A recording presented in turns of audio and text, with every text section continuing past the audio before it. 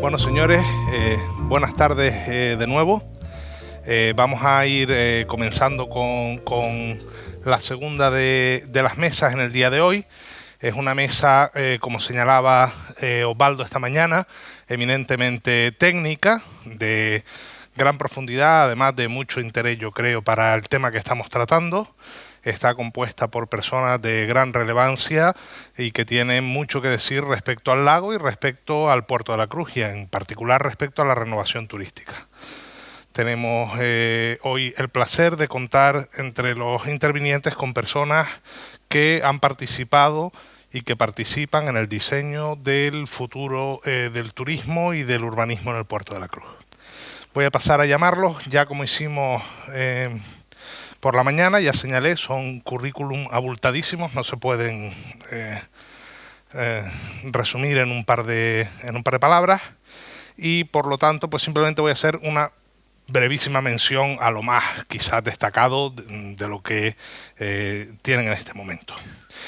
En primer lugar, voy a llamar a la persona que va a moderar la mesa. Para nosotros es pues un gran orgullo poder contar con él en el día de hoy. Nos ha hecho un enorme favor y es don José Fernando Cabrera, que es presidente de Azotel y para el que pido un fuerte aplauso para recibirlo. Adelante, don José.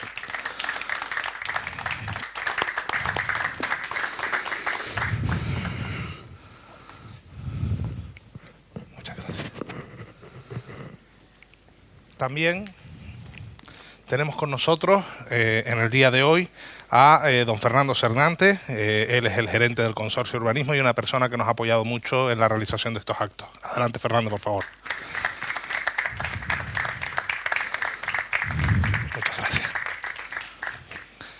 Tenemos también, como no, a una persona a la que debo agradecer cuando comenzaban estos actos. Estaban todavía en pañales, me reuní con él, nos dio algunas líneas directrices de por dónde podían ir los caminos y que además se da la coincidencia que ha sido profesor mío, con lo cual pues a mejor la mejoría. Tenemos con nosotros al señor Moisés Simancas, que es profesor titular de Geografía Humana y miembro de Reinventur. Adelante, Moisés. Gracias. Y por último, pero no por ello menos importante, también a una persona fundamental en el devenir del turismo en la isla de Tenerife, Ricardo Martínez, de Mejora de Turismo del Espacio, del Espacio Turístico de Turismo de Tenerife. Adelante, por favor. Muchas gracias. Bienvenidos todos y comienza la mesa. Bueno, pues buenas tardes a todos. En primer lugar, muchísimas gracias por invitarnos. A mí en particular porque para mí es muy motivo estar aquí, porque yo estuve también hace 40 años cuando se inauguró el lago de Martianes, que fue algo realmente espectacular para Puerto de la Cruz y algo novedoso en toda España. Y por otro lado también porque yo viví en primera persona, siendo presidente de Azotel, la creación del Consorcio de Rehabilitación de Puerto de la Cruz, y recuerdo perfectamente, comentaba antes con los compañeros, allá en el año 2009, cuando en la Feria de Turismo de Alemania, la ITB, Azotel le plantea a la entonces presidenta de Tour España, Amparo Fernández, apoyado por el presidente del Cabildo, y Ricardo Melchior, entonces concejal de Urbanismo de Puerto de la Cruz, Jaime Coello, que el Puerto de la Cruz se pudiera integrar en ese plan nuevo que se acaba de aprobar, Renovación Turística en España, como consorcio turístico. Pues yo, como moderador, le voy a hacer en primer lugar la palabra, por orden que hemos subido, a Fernando Senantes, el gerente del Consorcio de Rehabilitación de Turismo del Puerto de la Cruz, desde su inicio hasta ahora, para que nos haga un poco un repaso de esa trayectoria larga, poco tiempo larga, dura y exitosa. Muchas gracias, José Fernando. Buenas tardes a todos y a todas. Efectivamente, lo que cuenta don José Fernando Cabrera es cierto, ¿no? Fue una etapa, unos inicios duros que fuimos abordando con mucha ilusión, y lo primero que debe destacarse, creo, es que el consorcio nació con un consenso absoluto de todas las administraciones y un apoyo absoluto por parte de Asotel, presidida por José Fernando Cabrera. Eso creo que no lo debemos de olvidar nunca, porque fue un inicio que permitió que todo lo demás sucediera. Cuando yo vi que había un concurso para ocupar la gerencia del consorcio y me presenté, estudié los estatutos de los otros consorcios, me di cuenta de las cosas que habían de coincidencia y de las cosas que habían de absoluta diferencia, ¿no? Y ya noté que la labor que iba a tener que realizar el gerente que fuera designado en el Puerto de la Cruz iba a ser distinta, totalmente distinta a la de Bahía de Palma, que era el primero de los consorcios, a la de Costa del Sol Occidental, que eran 9 municipios y solo cogía la parte del litoral, era el segundo consorcio que se había creado, y totalmente distinto al consorcio que unía las playas el ámbito conformaba las playas de San Agustín, Maspalomas y Playa del Inglés, ¿no? Eran absolutamente distintos lo que había que hacer en un lugar y en otro, y lo que había que hacer en el Puerto de la Cruz era algo más complicado, algo más complejo, y a lo largo de estos años hemos conseguido, gracias al apoyo de todas las administraciones, hemos conseguido una cosa muy importante, que es el consenso. Es decir, que ese consenso entre las administraciones se trasladara a una decisión muy complicada, que era, bueno, y ahora todo lo aprobamos por unanimidad. Bien, eso es el consenso, ¿no? Y a partir de ahí tenemos que colaborar para saber cuál es el objetivo, tenemos que cooperar para saber quién hace cada cosa y tenemos que coordinarnos para saber cuándo lo hacemos. Y ese ha sido un espíritu que ha sido el que ha marcado las líneas del consorcio, y después las administraciones públicas, por supuesto, entendieron que el consorcio no venía a sustituir a ninguna de ellas. Venía a servir de herramienta, de gestión, para que las cosas pudieran realizarse de forma conjunta. No venía a sustituir a ninguna de ellas. En cada uno de los casos, todos tenían sus competencias concurrentes. Siempre hay competencias concurrentes en casi todo en esta vida, y en el urbanismo, en el territorio, todavía más. Y en el sector turístico, más aún. Entonces, no voy a extenderme más para que puedan seguir el turno de palabra, pero esos han sido los principios básicos con los que se ha trabajado desde el consorcio. La unidad de criterios a través del consenso, y después la colaboración, la coordinación y la cooperación. Bueno, pues en estos años del Consorcio de Visión de Puerto de la Cruz ha sido fundamental el apoyo del Cabildo Insular. El primer ente que cree en el consorcio de verdad es el Cabildo Insular, pues el Ayuntamiento, y el Estado y el Gobierno de Canarias pues no estaban muy convencidos. En este tiempo ha sido fundamental el apoyo del Cabildo de Tenerife, que se ha volcado con el consorcio.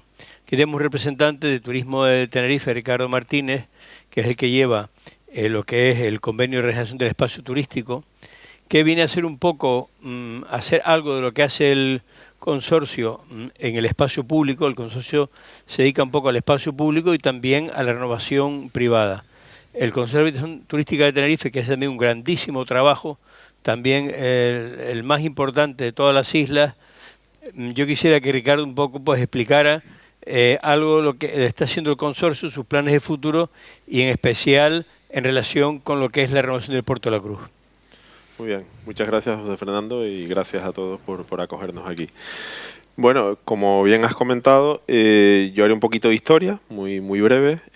Allá por el año 2007, y además está aquí uno de sus impulsores, José Fernando Cabrera y Azotel, en un momento dado se planteó crear algo sin personalidad jurídica, pero que fuese muy operativo para renovar los 4 municipios turísticos, en este caso, que es Adeje, Arona, Santiago del Teide y, por supuesto, Puerto de la Cruz. En ese momento se creó un convenio de regeneración, que no era más que un acuerdo entre partes, que lo que planteaba era algo tan básico como tener criterios de intervención en el espacio turístico homogéneos. Muchas veces en la etapa anterior al convenio de regeneración había partidas públicas de financiación que quedaban desiertas, que los ayuntamientos no aprovechaban, y nos parecía algo increíble que eso pudiera pasar. Lo que hicimos fue crear una unidad, como digo, muy operativa, que lo que hacía, en primer lugar, fue analizar un poco el territorio, las necesidades que había. Aquí en el Puerto de la Cruz se trabajó anteriormente a la creación del consorcio, pues en un plan de director de espacios públicos, que lo que nos permitía es que todos los proyectos que se ejecutaran en el municipio turístico, en la ciudad turística, tuviesen todos los mismos criterios de intervención, ¿vale? Que no fuese una calle de un proyectista y en otro criterio, en otra calle con otros criterios arquitectónicos. Eso lo conseguimos, y lo que tenemos ahora mismo es una unidad muy operativa que se reúne cada 3 o 4 meses para decidir. Ya los criterios están sentados en todas estas zonas que hemos dicho, pero lo que decidimos es las nuevas oportunidades de intervención, sobre todo en el espacio público. Desde el año 2007 creo que son en torno a 50 y pico proyectos que hemos ejecutado. Lógicamente no los ejecuta Turismo de Tenerife, esa es otra de las filosofías que compartimos con el consorcio, de mucha cooperación institucional, y solo en el Puerto de la Cruz todas las administraciones que se sientan en la mesa del convenio, que son todas las que tienen competencias en el espacio turístico, pues está desde los ayuntamientos, Cabildo, está Costas, el Gobierno de Canarias, y se ha logrado invertir más de en torno a 50 millones de euros, y que bueno, lo podemos comentar después un poquito más. Pero vamos, por ejemplo, el consorcio está sentado en esa mesa del convenio de regeneración, y como dice Fernando, pues no es mejor gobernanza que el que nos podamos todos hablar entre nosotros y que los criterios de intervención sean parecidos en el territorio. Y ahora también nos acompaña Moisés Simancas, que es profesor de la Universidad de La Laguna, de la Facultad de Turismo, que está haciendo un grandísimo trabajo él con sus compañeros en cuanto a abrir la Facultad de Turismo al mundo de la empresa, acercar la universidad a la empresa y la empresa a la universidad. Porque la verdad que hasta recientemente, hasta este trabajo que se está haciendo en turismo, la verdad que hemos vivido muy alejados unos de otros, y el progreso de nuestro pues pasa en gran medida por la universidad. Hemos hablado un poco de lo que es la regeneración del espacio turístico, y también la otra faceta que se ocupa, que ya hablará Fernando ahora, el consorcio, de lo que es supervisar, dirigir y coordinar lo que es la renovación de los establecimientos turísticos. Hay otro capítulo importante que es de las infraestructuras turísticas y de las infraestructuras generales. Los que tenemos la oportunidad de viajar estamos viendo cómo en el mundo se están haciendo importantísimas infraestructuras en toda Europa, Asia y América, pero sobre todo infraestructuras de una grandísima calidad, no solamente en cuanto al diseño de los proyectos, sino en cuanto a las soluciones y los materiales.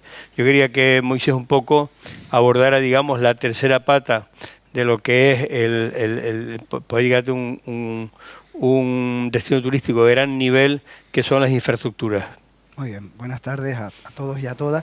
Obviamente agradecer la invitación a la Universidad de La Laguna, a la Cátedra de Turismo Caja Canarias Hotel de la Universidad de La Laguna y al grupo de investigación que tengo la suerte de coordinar, porque como bien comenta don José Fernando, estamos viviendo una universidad pública donde ya no podemos estar de espalda a la sociedad que nos sustenta, y justamente lo contrario, o sea, estamos observando una serie de fenómenos que se están dando, ¿no? Y como somos muy cotillas en nuestro grupo, pues nos gusta ver qué está ocurriendo en lugares como el puerto, ¿no? Yo siempre les digo a los alumnos y a las alumnas que por qué renovar un destino turístico. Yo tengo un coche de casi 20 años, me estoy planteando si llevarlo continuamente al mecánico o comprarme uno nuevo. Y la verdad es que esto tiene un pro y una serie de contras, ¿no? Al final un destino es lo mismo, es decir, ¿por qué en un momento determinado, cuando en el año 2009 era el Puerto de la Cruz el destino de España de peor repar, es decir, de ingreso por habitación, apostar por el puerto cuando sobre todo teníamos unos destinos competitivos en el sur de Tenerife. Yo creo que esa era la pregunta que había que hacer. ¿Por qué? O sea, ¿qué tenía el Puerto de la Cruz para que fuera volver a reinventarlo, que fuera de nuevo competitivo y que sobre todo cogiéramos al Puerto de la Cruz, que se quedó absolutamente parado en los años 80, y convertirlo en un destino del siglo XXI? Y ahí empezamos a responder una serie de preguntas que me parecen absolutamente interesantes. Y es que el Puerto de la Cruz ha sido pionero en un montón de cosas. Desde aquel club de los 13 que se plantean en los años 70 y que por primera vez después de la crisis del petróleo se plantearon una moratoria turística. O sea, imagínense, el Puerto de la Cruz se estaba desarrollando y ellos plantean al director general de turismo que aparece por aquí que había que parar, que no se podía seguir creciendo. O por ejemplo, donde estamos ahora, un lago. No teníamos playa y los propios empresarios innovan lo que ahora es tan moderno esto de la innovación, del emprendimiento, y crean el lago Martianes. Es decir, son elementos absolutamente innovadores. Y yo personalmente considero que lo que se está haciendo en el Puerto de la Cruz es un modelo de reinventar un destino que se tiene que enseñar. ¿Por qué? Porque tiene todos los elementos necesarios para un manual de cómo renovar un destino turístico. En primer lugar, ha habido liderazgo, lo hemos comentado. Todo el tema de que nos llenamos la boca de gobernanza, le estaba comentando, hay un compañero, Osvaldo Ledesma, que está haciendo su tesis doctoral sobre gobernanza y ha cogido el ejemplo de Puerto de la Cruz. Tiene un gráfico que es espectacular. Cómo desde los años 70 ha evolucionado la política local. Procesos de mociones de censura, cambios. Es decir, eso no da nada de estabilidad. Lo que está claro es que si queremos renovar, tiene que haber un liderazgo y un acuerdo, un consenso, una cooperación, un acuerdo entre las administraciones. Aquí en el Puerto de la Cruz tenemos eso. Tenemos la figura del consorcio, que lo que ha hecho es poner de acuerdo a aquellos elementos que son fundamentales para la renovación. Los actores privados, que indudablemente van a intentar hacer que su negocio siga siendo rentable, y a los actores públicos, es decir, y sobre todo coordinarlo. En segundo lugar, tenemos un instrumento fundamental, que son los PMM. No es casualidad que de todos los PMM que se han hecho en Canarias, el único que se está gestionando y que se está aplicando es el del Puerto de la Cruz. ¿Por qué? Porque existe gestión. El resto se está quedando en parques en planes de papel. Es decir, lo importante no es tener un plan y colocarlo en una estantería. Lo importante es tener ilusión, tener gente que esté con ganas de sacar adelante los proyectos y aplicar el proyecto. Eso es lo importante de un proceso de gestión. Además, este PMM ha sido absolutamente diferente. Si se dan cuenta, la renovación siempre ha ido por la parte urbanística. Realmente, el PMM del Puerto de la Cruz es un plan estratégico, un plan donde se va más allá de lo urbanístico, se diseña qué se quiere hacer con el Puerto de la Cruz para el 2025. Y a partir de ahí se están diseñando todas aquellas acciones. Y es más, es un plan, ahora que tenemos los Smart Destinations, un plan inteligente. ¿Por qué? Porque nos planteamos que los destinos inteligentes es aquello que tiene mucha tecnología y nos equivocamos. Son importantes los datos, pero también es importante cómo aplicamos los datos, cómo tomamos decisiones. Y aquí, en la estrategia que se está planteando en el PMM del Puerto de la Cruz, creo, sinceramente, que se está aplicando con inteligencia. Un programa de obra, vamos a plantearnos qué queremos, cómo lo queremos, qué modelo de negocio queremos, dónde estamos, etcétera, etcétera. Y a partir de ahí, lo que está claro es que estamos en esa dinámica. Seguramente nunca lo han oído, nuestros turistas buscan experiencia, ¿vale? Y sensaciones. Bueno, pues ahora mismo el Puerto de la Cruz por primera vez se da cuenta de que no es un destino de sol y playa, pero es un destino de experiencia. Y para eso, como muy bien dice Fernando Senante, es un destino con experiencia que va a aportar experiencia y sensaciones. Entonces, a partir de ahí, nos gusta lo que está ocurriendo en el Puerto de la Cruz desde el punto de vista de la universidad. Indudablemente las infraestructuras son elementos soporte, pero creo que lo que se está produciendo en el cambio en el Puerto de la Cruz es también una cosa que es importante, que es un cambio de mentalidad. Y eso, a la hora de renovar, es un elemento clave, fundamental. Gracias, Moisés. Ahora me gustaría, el consorcio ha tenido un recorrido aproximadamente del 2011 al 2018, de 20 y tantas actuaciones previstas se han llevado a la práctica el 90%. Las que quedan no es que no se van a llevar a la práctica, sino que están en una fase de búsqueda de financiación o de maduración. Y ahora cabe preguntarle a Fernando Senante cuál es el próximo paso. Al parecer se ha planteado un segundo PMM. ¿Qué es lo que se está trabajando ahora y cómo se va a llevar a la práctica? Sí, cuando estás hablando de las 20 y tantas actuaciones, están referidas a las actuaciones privadas, ¿eh?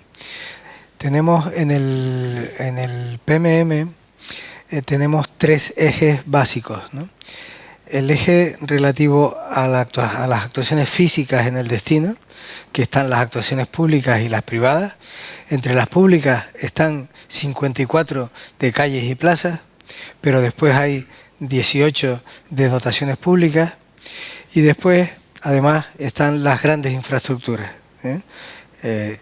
El puerto, la estación de guaguas, el complejo deportivo de San Felipe, entre ellas, ¿no? Y después, en las actuaciones privadas, tenemos las 20 y tantas que hace referencia José Fernando Cabrera, y de esas tenemos iniciadas el 90%, cierto es. De ese 90% no pretendemos desde el consorcio, no se pretende desde el PMM que se estén realizadas todas al mismo tiempo. Nos dimos cuenta, en el gráfico que enseñó Claudio esta mañana se veía perfectamente que había un pequeño descenso en el 2015. ¿Saben por qué? Porque en el 2015 se aprobó el PMM y se pusieron en marcha al mismo tiempo varias actuaciones en hoteles que cerraron durante unos meses. Eso nos produjo un descenso en el número de pernoctaciones. Nosotros no trabajamos tanto con el número de turistas como con el número de pernoctaciones. Lo que nos interesan son las pernoctaciones. Tenemos que ir trasladando con este aprendizaje del trabajo en el consorcio, ir trasladando los conceptos a lo que efectivamente nos da rentabilidad y nos da competitividad, que son las pernoctaciones, no tanto el número de turistas. Y después, por supuesto, el elemento económico de esos turistas que vienen, el grado de renta que tienen, ¿no? Pero lo importante es que de esas actuaciones privadas, a nosotros lo que nos interesa es que se vayan ejecutando. Y no queremos ponerle a nadie la pistola en el pecho para que haga actuaciones que le creen una inestabilidad en la empresa, sino que queremos que lo hagan con las fases que entiendan con sus técnicos que deben ser las correctas. De tal manera que, aunque el 90% está iniciada, solo de las 20 y tantos, solo 8 de ellas están en fase de terminación. El resto están dentro de las fases que van haciendo. ¿Por qué? Porque en algunos casos, en la mayoría de los casos, no queremos que cierren sino 2 o 3 meses al año en esas obras. Por lo tanto, las obras las irán haciendo por planta o por módulos durante varios años. Y eso con los estudios económicos de viabilidad económica correspondientes. Y eso es en la parte del destino, en la parte física. Pero después el PMM del Puerto de la Cruz introdujo 2 ejes nuevos que no se habían introducido en los anteriores PMM ni en los posteriores que se han tramitado por el gobierno, se han aprobado por el gobierno. ¿Por qué lo hicimos? Pues porque no teníamos las mismas condiciones que el resto de los destinos o zonas turísticas que tenían planes de modernización y mejora. En el Puerto de la Cruz había una circunstancia muy clara, que era que había que cambiar el posicionamiento turístico. No vamos a seguir insistiendo en ello, que ya se habló suficientemente esta mañana, pero lo que está claro que aquí no tenemos el sol que tienen en el sur. Tenemos otro tipo de sol que nos da un clima magnífico para hacer turismo activo, como les decía esta mañana, pero además una cosa muy importante, que nuestras playas son de arena negra. No son artificiales y son de arena negra. Y son de arena negra por la lava llegada hasta el mar. Y eso es algo que le tenemos que enseñar al turista porque es una cosa propia. Es una cosa del norte de la isla y por tanto del Puerto de la Cruz. Y es un activo, no es que el turista que quiera sol y playa en otro tipo de superficie de arena, estamos encantados de que esté en el sur, porque nosotros en el norte no le podemos dar eso. No vamos a engañarlo, como se le había estado engañando durante décadas. Y una cosa muy importante, que todo eso era necesario incorporar, por lo tanto, dentro del PMM, una cuestión que se había olvidado en los otros planes de modernización y mejora. En muchos casos porque no era necesario y en otros porque no se habían dado cuenta. Que era la promoción. La promoción. Teníamos que posicionar de nuevo el municipio de forma que fuera competitivo en la actividad turística y por lo tanto había que hacer promoción. Y esa promoción está de la mano de Turismo de Tenerife y de la mano de la Concejalía de Turismo del Ayuntamiento junto con el consorcio. Y el tercer eje es todo lo que tiene que ver con la gestión. No entendíamos que una cosa, una actividad, una labor en la que estábamos diciendo que teníamos en total 174 acciones que hacer, unas del destino, otras de promoción y otras de gestión, 174 en total, no tuvieran sus programas de gestión correspondientes. No entendíamos que pudiéramos renovar, que pudiéramos promocionarnos y que no estuviéramos atentos a los programas de calidad, que no estuviéramos atentos a la innovación, que no estuviéramos atentos al medio, a los aspectos ambientales, que no estuviéramos atentos a la formación continua, que no estuviéramos atentos a conseguir que se sintieran implicados la sociedad. Ahora el ayuntamiento ha encauzado ese programa a través de una campaña que está funcionando, que es Puerto de la Cruz Más. Todo eso son programas de gestión que están en el PMM y que dejar que por sí mismo, pensar que por las cuestiones del azar o cuestiones simplemente voluntaristas no se iba a conseguir que lo otro funcionara. Había que tener programas de gestión para cada uno de los aspectos que lo requirieran. Bueno, nos ha hablado Fernando del eje de renovación del espacio público, de la renovación hotelera, de las 20 y tantas actuaciones, del posicionamiento, y nos gustaría que nos hablaras también un poco de los grandes proyectos, las grandes infraestructuras que están pendientes en el puerto, como son, en el momento se encuentra el puerto deportivo, los parking tan necesarios, el Parque San Francisco, la estación de autobuses y alguno más que se me debe escapar de proyectos totalmente estratégicos y básico importantísimo. Sí,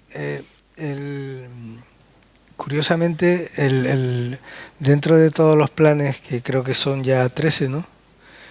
12 o 13, planes de modernización y mejora, el único que ha cumplido con el reglamento de la ley que obliga a hacer un informe anual de seguimiento del desarrollo de los planes de modernización y mejora, el único que lo ha cumplido es el Puerto de la Cruz. No queremos echarle la culpa a nadie de que no lo hayan cumplido los otros, ni nos parece seguramente no lo han cumplido porque no sea necesario, ¿no? Pero aquí tenemos el último informe que nos da una radiografía de qué ocurre con cada una de las infraestructuras y nos dice en qué estado está. De las infraestructuras a las que se está refiriendo José Fernando y de todo lo demás, de absolutamente todo. Lo analiza esto es un resumen y va valorando y al final hace unas conclusiones. En las conclusiones del año pasado era que teníamos que impulsar 3 proyectos. El puerto deportivo, la estación de guaguas y el Taoro. Bien, nos pusimos a ello. No hemos logrado sacar adelante el Taoro. no hemos logrado sacar, ustedes dirán, no hemos logrado sacar adelante el puerto, ¿verdad? El puerto deportivo, ¿no? Como hizo Osvaldo Ledesma con las corporaciones municipales desde los años 70 hasta aquí, yo también lo he hecho con el puerto. Yo también he sacado el gráfico de lo que ha ocurrido y qué tramitaciones ha tenido los distintos proyectos del puerto de Puerto de la Cruz. Estamos en el momento, con mucha diferencia, más adelantado que se haya podido pensar en ningún caso. Con respecto a la estación de guaguas, el primer proyecto que yo me encontré, yo lo miré y dije, bueno, esto no es un proyecto. Esto puede llamarse anteproyecto o incluso, con el poco rigor que uno pueda tener, esto es un estudio previo de un estudio previo. Pero es que además lleva el nombre de una empresa y va a salir a concesión con el nombre de una empresa. ¿De quién se lo va a llevar? O sea, que le pusieron el nombre de la empresa. Entonces, claro, dice, bueno, esto no lo podemos sacar, claro, tenemos que empezar de nuevo. Y empezar de nuevo, no sé si ustedes saben que para empezar una obra, antes hay que tener un proyecto. Cuando es una obra de estas características, hay, antes del proyecto, que tener un anteproyecto con un estudio de viabilidad económica, que debe salir a información pública. Pero es que antes de eso, hay que ponerse de acuerdo en qué quieres hacer. Y eso, estaba esta mañana Fernando Sabaté diciendo que César Manrique a veces decía que le diesen 20 minutos para poder pensar, ¿no? Claro, es que teníamos que poner de acuerdo a 4 administraciones sobre lo que iba a hacer en la estación de guagua.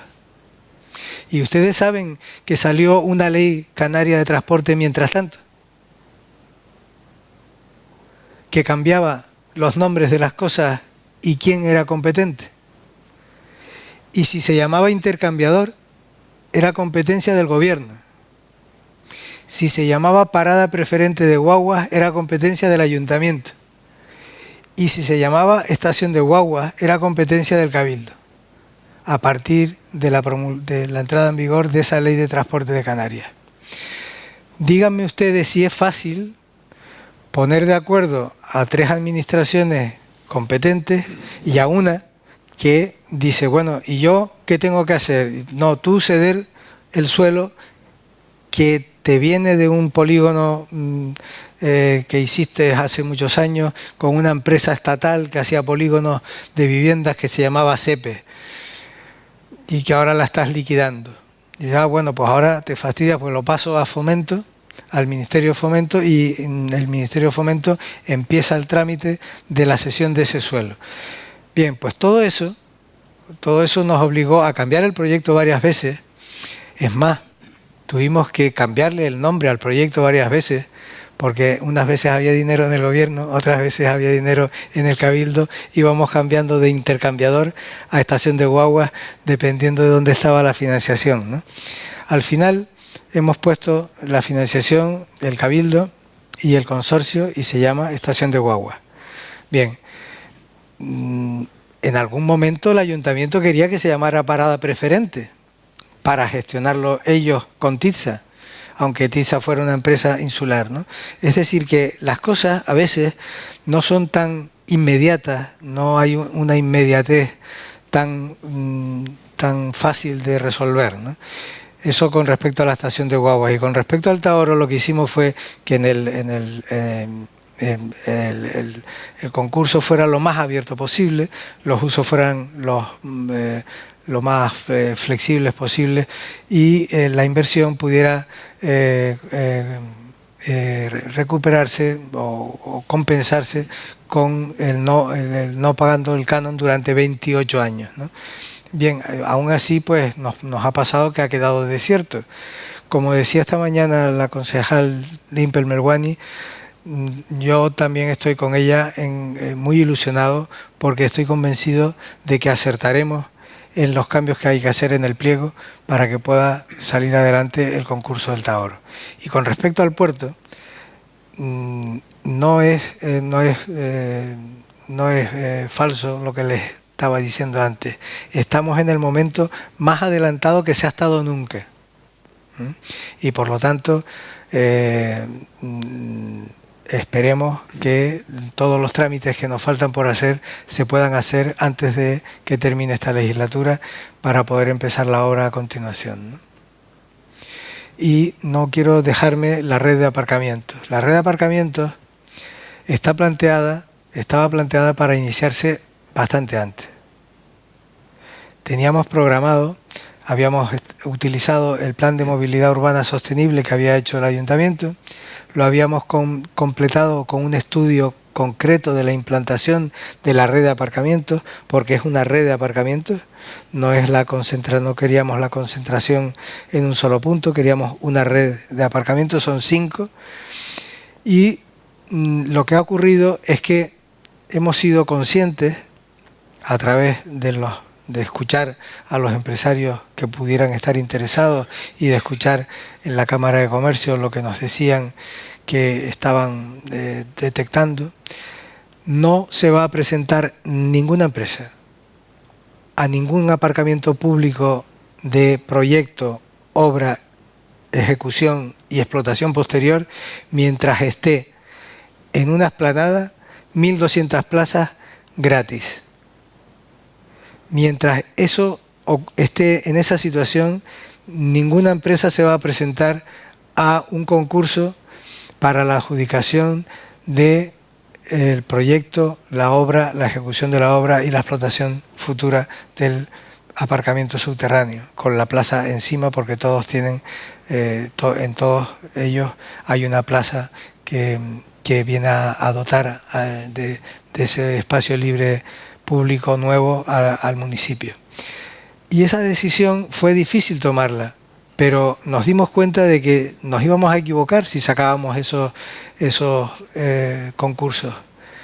Y tenemos los pliegos, y tenemos hechos los sondeos, los estudios geofísicos del suelo, pero no vamos a sacar los concursos hasta que no empiece o hasta que no tengamos seguro que la obra del aparcamiento va a ser 24 meses, pues que dentro de 24 meses se empiece a ocupar en la primera fase que está previsto en la programación de la obra, la explanada, y por lo tanto se vaya reduciendo ese número de plazas que ahora mismo son gratis y no ocurre en ningún sitio del mundo, que tengan 1.200 plazas gratis concentradas en una explanada.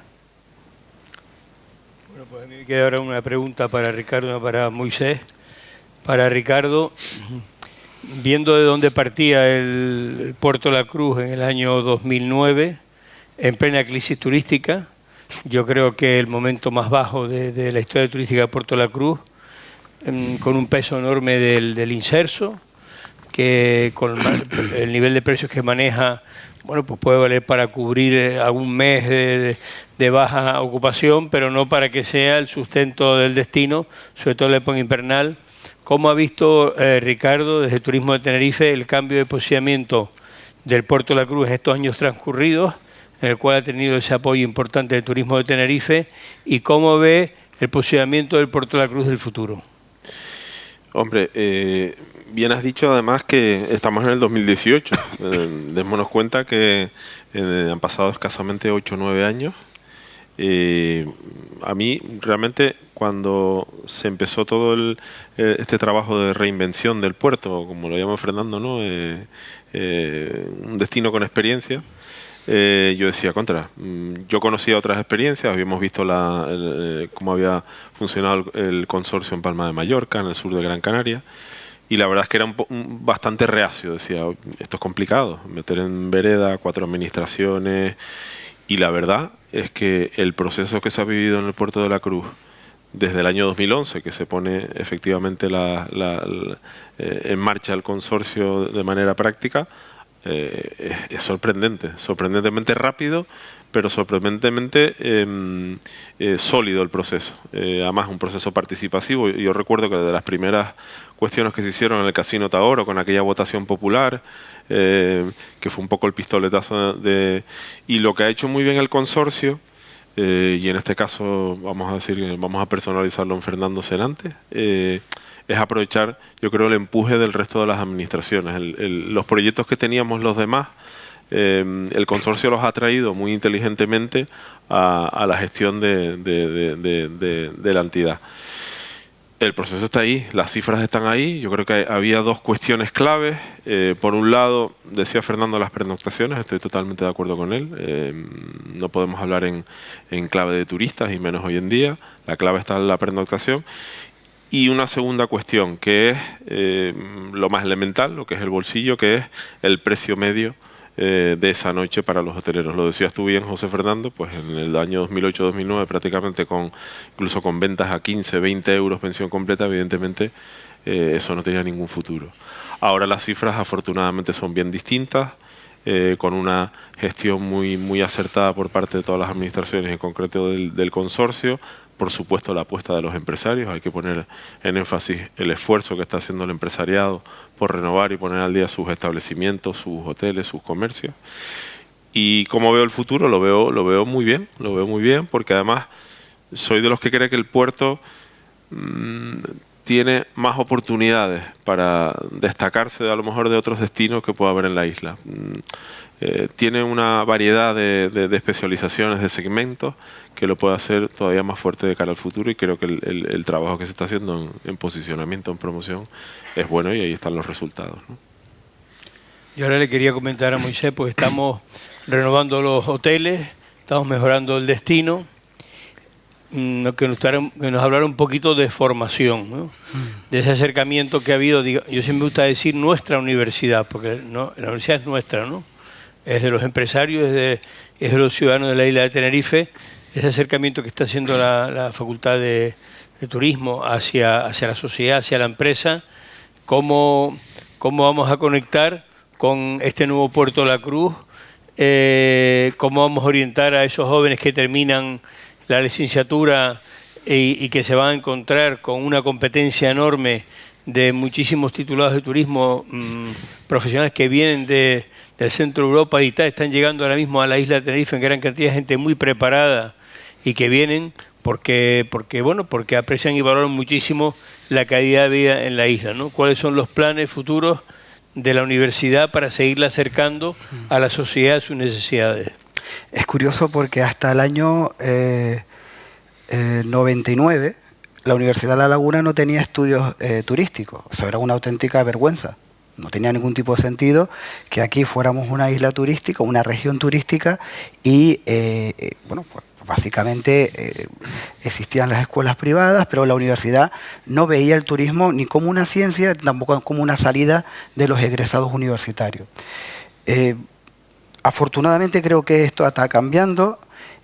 Ahora mismo la Universidad de La Laguna no está dentro de los rankings estos famosos de Shanghái, que afortunadamente sí está la Universidad de Las Palmas. También es verdad porque allí hay un empresariado que ha apostado claramente por la universidad, con proyectos, con contratos de investigación que permite la elaboración de congresos, traer expertos, publicaciones, etcétera, etcétera. Pero creo que en la Universidad de La Laguna estamos cogiendo carrerilla. Hay un grupo de profesores y profesoras fundamentalmente vinculado a la cátedra de turismo, que tenemos el apoyo de Azotel y de Caja Canaria. Creo que se ha generado un paraguas con el cual estamos generando sinergias. Se está generando un grupo de investigadores, y todo esto se enlaza con un grado que todos los años estamos cumpliendo, los 100 alumnos en la Universidad de La Laguna y los 50 en el campus del sur.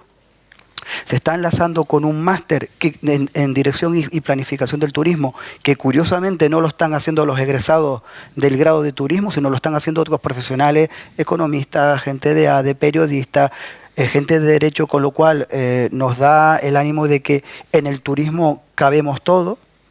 y con un doctorado muy potente que ya dentro de 2 años vamos a empezar incluso dentro de una red de doctorados interuniversitarios donde también va a estar la Universidad de La Laguna. Esto, por lo tanto, tenemos unos estudios que nos gustarían innovar, pero claro, los planes de estudio son excesivamente rígidos.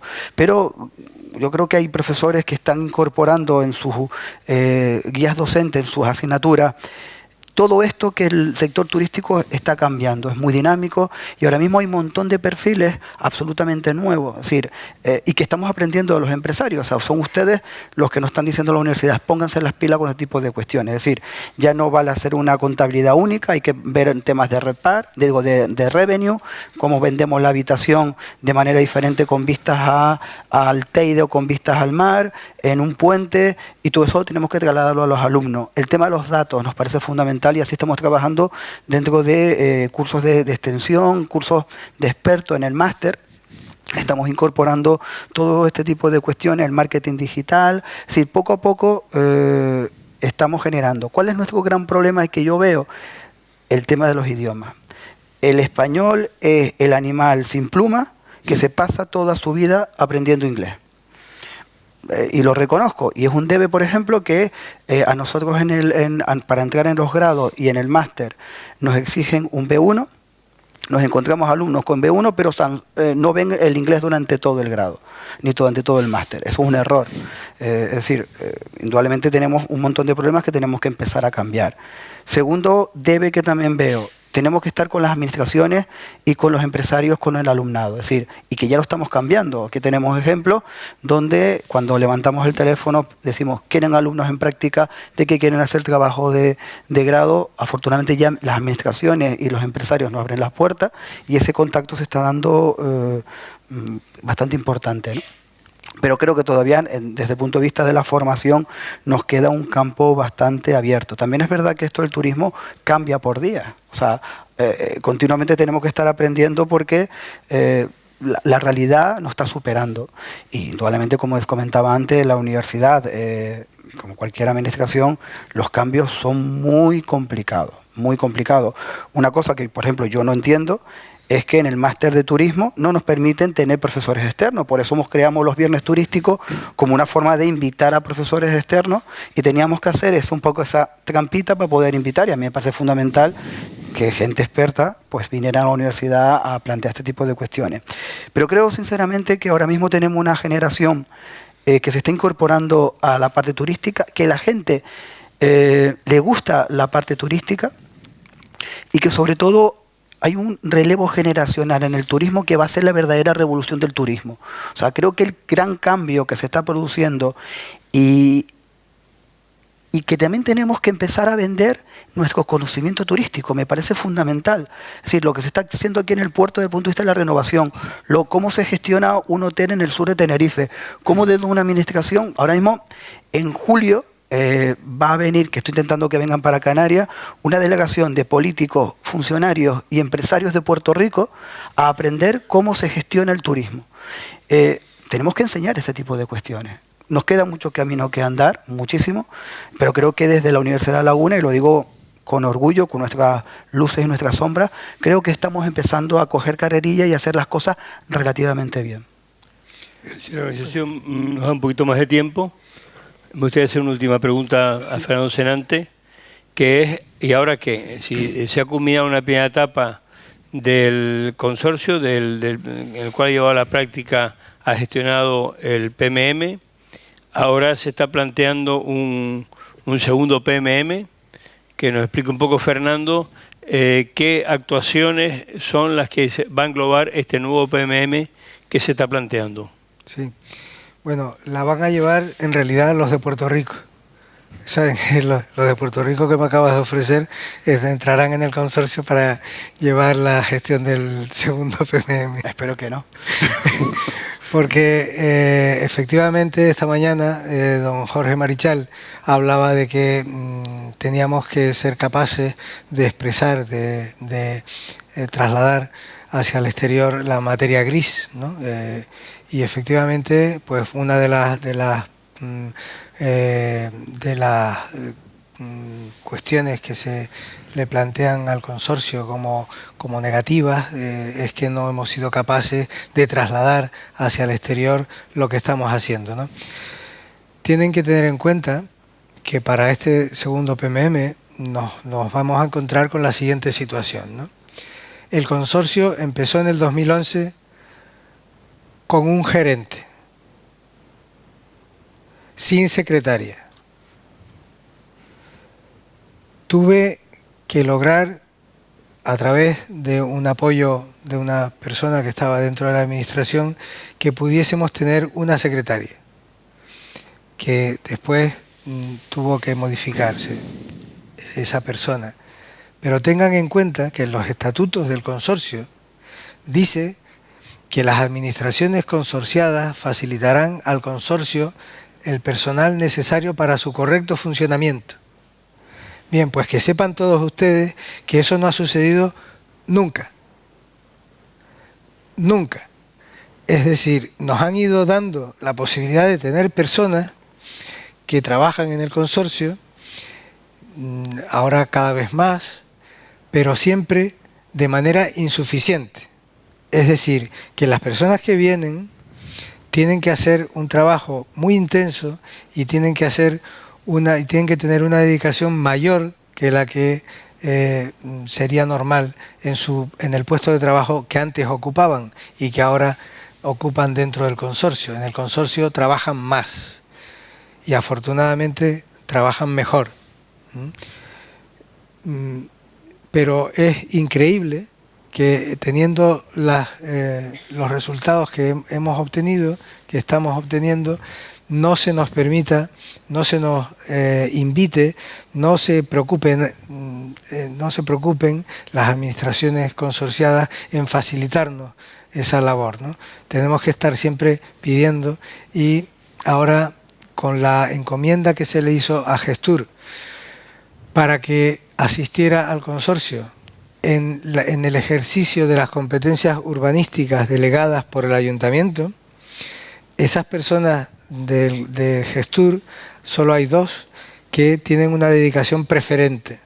Bien, a esas 2 personas de dedicación preferente se les aplica la ley, la normativa, y por lo tanto yo no me puedo dirigir a ellas. Me tengo que dirigir al jefe del equipo de Gestur que trabaja para el consorcio. No me puedo dirigir directamente a ellas. Ni pueden coger el teléfono del consorcio, ni pueden utilizar el ordenador del consorcio, ni pueden tener ninguna relación con el consorcio por la posibilidad de que exista cesión de trabajadores. Bien, eso es tan absurdo como lo que tú contabas del máster, de que no te dejan contratar profesores externos, ¿no? Pues en este caso, pues, en mayor medida. Sin embargo, se ha producido un efecto al que tenemos que dar respuesta, que es que en estos 2 años de vigencia del PMM, en el que teníamos privadas 27 actuaciones, en este periodo de 2 años hemos recibido 53 solicitudes de actuaciones privadas, solo privadas, aparte de las públicas que nosotros hemos detectado. 53 actuaciones nuevas. Dentro de esas 53 actuaciones nuevas hay 30 y tantas que tienen que ver, 33 o 34, que tienen que ver con alojamientos turísticos, bien extrahoteleros o bien hoteleros. Y el resto son equipamientos que requieren de ampliación o de mejora. Y una cosa muy importante, que tenemos que agradecerle a quien tuvo la idea de, en el proceso de tramitación del primer PMM, las actuaciones que la CONMAC iba rechazando no se tiraron a la basura. Se incluyeron en un tomo, que es el último de todos, el tomo 9, como fichas indicativas. Bien, de esas fichas indicativas, que eran 18, 14 han solicitado incorporarse en el PMM para poder ser ordenación vinculante y ya no indicativa. con las nuevas que nos han llegado de hoteleros, las de los equipamientos y esas 14 nuevas, que algunos de ellos son hoteleros también, pues completamos un PMM, un segundo PMM de 53 actuaciones. Algunas, pocas, 4 en concreto, son de hoteles que ya están incorporados en el PMM 1, en el primer PMM, y que se han dado cuenta que deben hacer más cosas. Tenemos 4 casos concretos que solo habían planteado una renovación que era integral porque cumplían con la inversión mínima exigida por el Gobierno de Canarias para que sea renovación integral, pero pues no habían abordado determinadas instalaciones nuevas o determinados servicios, y ahora quieren hacerlo. Y les hemos dicho, por supuesto, que aunque estén en el primer PMM, esta nueva actuación a realizar en su establecimiento irá dentro del PMM 2. La tramitación no es corta, es una tramitación que tiene que ver con lo urbanístico, con lo ambiental y con lo turístico. Luego tiene esas componentes, tiene que ser informada favorablemente por el ayuntamiento, tiene que ser planteada al gobierno a iniciativa del Cabildo y a propuesta del consorcio. Es decir, el consorcio le propone al Cabildo que presente una iniciativa, así la llama la ley, iniciativa, y el gobierno recibe esa iniciativa, encarga que se complete el documento y lo empieza a tramitar la Viceconsejería de Política Territorial.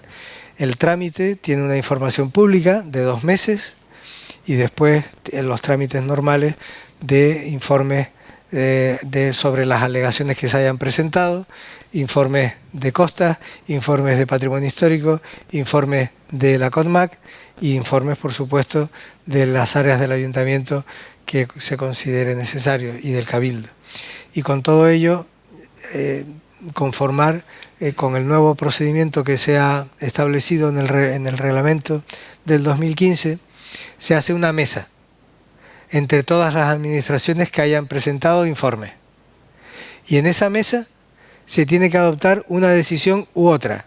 Es decir, o se aprueba, o se eleva al Consejo de Gobierno, o se remite otra vez a la Viceconsejería. Y la Viceconsejería ya decidirá qué hace. Si hace los cambios necesarios para llegar al consenso en otra mesa que se convoque, pero es a través de una mesa. Eso, después de la experiencia que hemos tenido en el consorcio, nos ha parecido un enorme acierto. El que no estemos a expensas de que en un informe de la CODMAC de repente diga no sé qué. No, si el informe de la CODMAC dirá lo que sea, pero después se sientan todos en una mesa, intentan ponerse de acuerdo. Y si consideran que no hay consenso, no se eleva el PMM al Consejo de Gobierno para su aprobación. Y si efectivamente hay consenso, pues el PMM pasa al Consejo de Gobierno y el Consejo de Gobierno lo aprueba. Al aprobarlo el Consejo de Gobierno, como bien saben, es un instrumento con capacidad para suplantar, para sustituir la ordenación que contenga el plan general del municipio.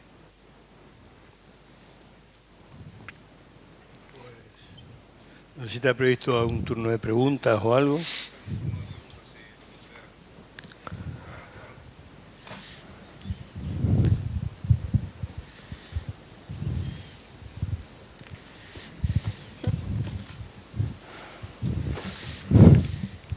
Yo voy a hacer una pregunta, la voy a hacer con carácter general para todos los de la mesa. Han estado hablando, perdón, unas intervenciones interesantísimas. ¿En qué medida esa renovación de la que estamos hablando afecta, o hemos hablado de una mejora en el posicionamiento del destino turístico, una búsqueda de un turista que realice más pernoctaciones, más pernoctaciones y de más calidad además, ¿no? ¿Eso cómo afecta a lo que se oferta en el Lago Martianes? ¿Qué puede hacer el Lago Martianes para adaptarse a esas mejoras que se están produciendo en el resto del entorno. Y bueno, esa era un poco la cuestión. Sí. Bueno, yo tenía pendiente de responderte a la pregunta que hiciste esta mañana con carácter general, ¿no? Hiciste 3 preguntas.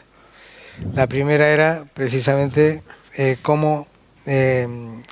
había pasado para que el lago Martianes hubiera descendido en su número de clientes, ¿no? Número de visitantes, ¿no? Yo creo que no se está introduciendo en ese análisis varias cuestiones, ¿no? Primera, que en determinados hoteles hay más servicios. Quiero decir que no es lo mismo cuando no teníamos ningún hotel con spa que ahora que tenemos un hotel o varios hoteles con spa, ¿no? Después, que está funcionando muy bien los paquetes de visitas a la isla de los alojados en el puerto, es decir, el 87% de nuestros alojados hacen excursiones a la isla, cosa que la diferencia con respecto al sur es bastante grande, ¿no? Pero además que estamos promocionando también el que el turista pueda ocupar todos sus días de forma que se quede encantado. Y se tiene que quedar encantado no solo del Puerto de la Cruz. Somos conscientes de que el Puerto de la Cruz está en la isla. Y se tiene que quedar encantado de la isla. Y tiene que ir a Buenavista o tiene que ir a la laguna. Nosotros decimos que ¿por qué en el puerto no se dice que tenemos una ciudad que es patrimonio de la humanidad si está a 20 minutos? Debemos de no centrarnos tanto en nosotros, y los servicios que ofrece el lago también tienen una limitación, ¿no? Que es la siguiente. Primero, es un BIC. Al ser un BIC no se puede hacer cualquier cosa aquí dentro. Quiero decir que no podemos introducir demasiadas cosas nuevas, aunque eso es objeto de la siguiente mesa, donde van a hacer propuestas concretas de lo que puede hacerse aquí en el lago Martianes, ¿no? Pero no creo que deban olvidar que es un BIC y que por lo tanto si lo tratan con el mismo rigor que como se tratan a todos los BIC en el Puerto de la Cruz, cualquier alteración del lago tendrá problemas. Pero además, lo que sí tenemos claro es que hay un elemento que está en el PMM y que sí va a propiciar que las visitas al lago Martianes puedan aumentar de una forma muy interesante, que es la propuesta que contiene el PMM de crear en el lago Martianes, en una superficie, José Luis Olcina la conocerá bien, que estaba prevista para cafetería y que no se abrió nunca como cafetería, pero que conserva la barra del bar diseñada por César Manrique y que para nosotros es la barra de entrada de acceso, donde se tendría acceso al centro de interpretación de la obra de César Manrique en el Puerto de la Cruz. Y allí, gracias a las aportaciones que nos puede hacer la Fundación César Manrique con los métodos que existen ahora, que no hay que poner originales, sino que pueden ser copias con buena calidad, y con las aportaciones de quienes trabajaron con César en las dos obras, tanto en el lago Martianes como en Playa Jardín, se puede hacer un centro de interpretación que efectivamente no ocurra lo que se decía esta mañana, que podía alguien entrar en el lago y salir del lago sin saber quién era César Manrique. Eso intentaremos que no ocurra a través de poner en marcha ese proyecto, que lo tenemos, que ya ha pasado por patrimonio histórico, pero que no lo hemos puesto en marcha por una razón que ustedes comprenderán perfectamente, que es que en junio se vence la adjudicación, la concesión administrativa al ayuntamiento por parte del Estado, por parte de Costas. Luego, mal hacemos si nos adelantamos y planteamos ese proyecto, porque podemos alterar las condiciones de esa prórroga. No vamos a ser tan ilusos como para cometer ese error y decirle al Estado que vamos encima a crear una cosa nueva en un espacio en el que se ha solicitado una prórroga de esa adjudicación al ayuntamiento, de esa concesión, ¿no? Con ese centro, nosotros pensamos que el lago gana una cosa muy importante, que es una visita no solo para el baño, y que además no solo es en una visita lúdica, sino además cultural, artística. Es decir, que tiene que ver con el posicionamiento turístico que se ha definido entre todos para el Puerto de la Cruz, que es cultura, identidad, autenticidad, y por lo tanto la obra de César Manrique forma parte de esa identidad, porque en un momento determinado cambió el litoral del Puerto de la Cruz. Podemos decir que aquí había un espacio que hoy no se podría hacer esta obra, pero hecha por la mano del hombre, de César Manrique. Bien, y por lo tanto es un valor en sí mismo. Y eso nos va a permitir además que exista el recorrido que ustedes han hecho, o que algunos de ustedes han hecho, de las esculturas y de los rincones del lago que tienen un atractivo especial, pues que forme parte también de la visita a ese centro de interpretación. Con eso y con la mejora de los servicios que tendremos que hacer seguro, yo creo que también, igual que comentaba antes con el Taoro, yo creo que debemos ser optimistas y que debemos estar ilusionados con las cosas que podemos hacer en el lago Martianes.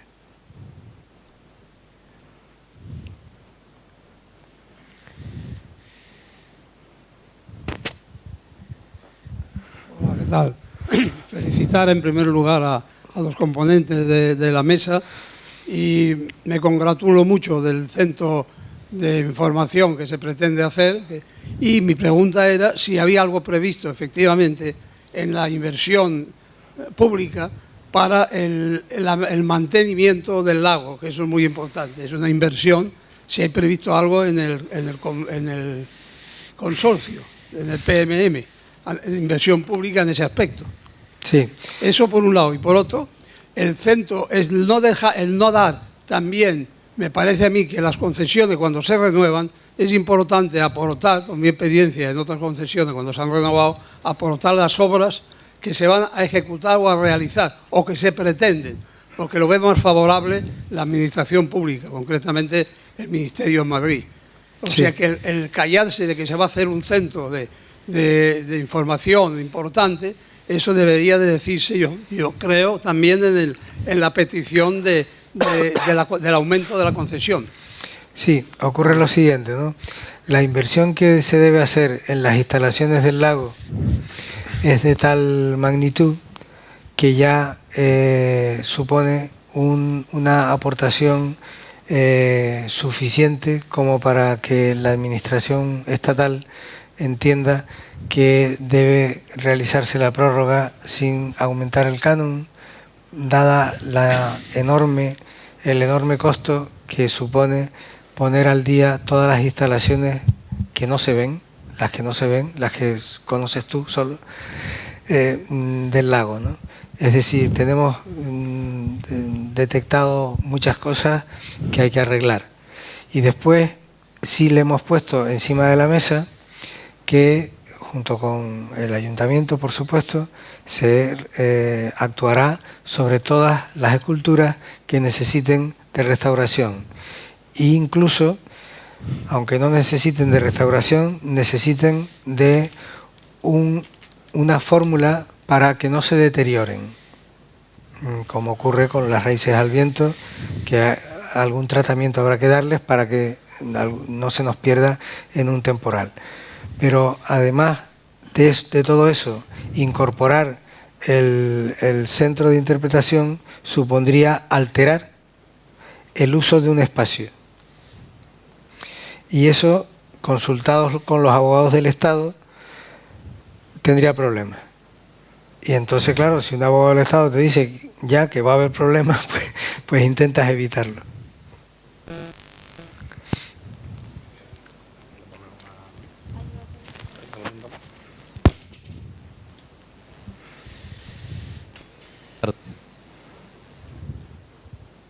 Hola, buenas tardes. Mi pregunta es, hay muchos proyectos, unos por venir, otros por terminar, pero ¿para cuándo, si no lo hay, un auditorio? Un centro donde se puedan realizar pues obras de teatro, conciertos, diferentes espectáculos en los que a veces por motivos meteorológicos se tienen que suspender, como pueden ser los carnavales, la elección de la reina de las fiestas, etcétera. Sí, me alegra, te agradezco muchísimo que me hagas esa pregunta, porque yo pensé que me la iban a hacer antes, ¿no? Por una razón, ¿no? Porque esta mañana el vicepresidente del Cabildo, don Aurelio Abreu, habló del Parque San Francisco, ¿no? Bien, el Parque San Francisco tiene terminada, bueno, la semana que viene la recibiremos, la primera fase, que tiene que ver con la Casa Díaz Fragoso, que entra dentro del ámbito. El ámbito del nuevo Parque San Francisco coge 3 propiedades municipales, las 3. El antiguo Parque San Francisco, lo que era la antigua cárcel y la Casa Díaz Fragoso. Se ha rehabilitado la Casa Díaz Fragoso y la recibimos la obra la semana que viene. Se va a tramitar, o está en trámite ya en Patrimonio Histórico, el proyecto de demolición de todo lo demás para a continuación iniciar la segunda fase. La segunda fase va a producir la siguiente situación que le va a proporcionar al municipio lo que estaba comentando, ¿no? Tenemos la siguiente situación en cuanto a aforos.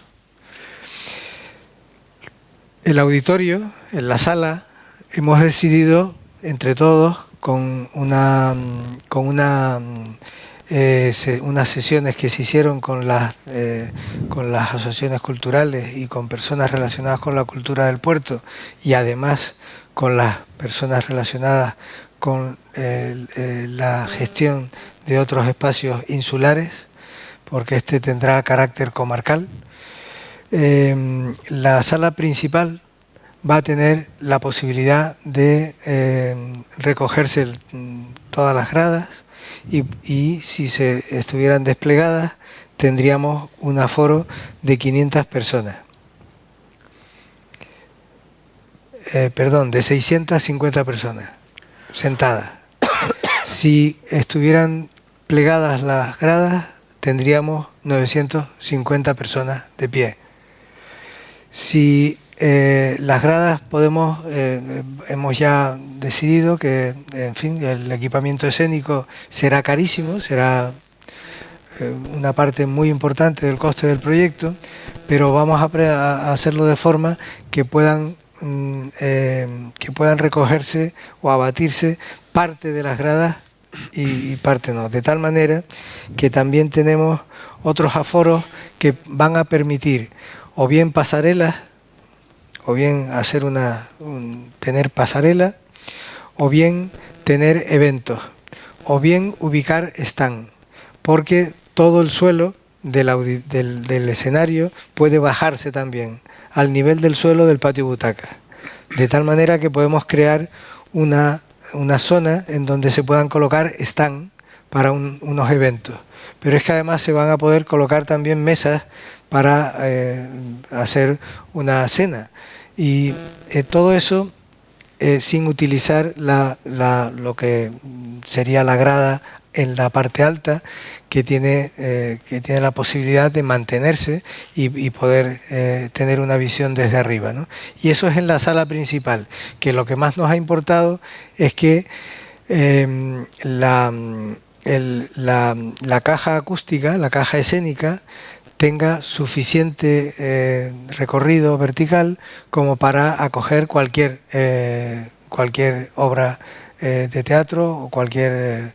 es decir, que tenemos 27 metros de altura de peine, y además tenemos una disponibilidad en el escenario muy grande. El escenario puede estar en diferentes alturas, además. Bien, aparte de eso, tenemos una sala polivalente en la planta alta, en la planta de arriba. La sala polivalente podíamos hacer 2 plantas, y hemos decidido al final, por los consejos que hemos recibido de los técnicos de equipamiento escénico, que tenga doble altura. Por lo tanto, será una sola sala polivalente, no 2, como pensábamos antes, pero que tenga 8 metros de altura. De tal manera que se puedan realizar actos, en fin, de carácter lúdico o festivos, y esa tiene un aforo máximo de 500 personas. Después tenemos otra sala polivalente más pequeña, de un aforo de 100 personas.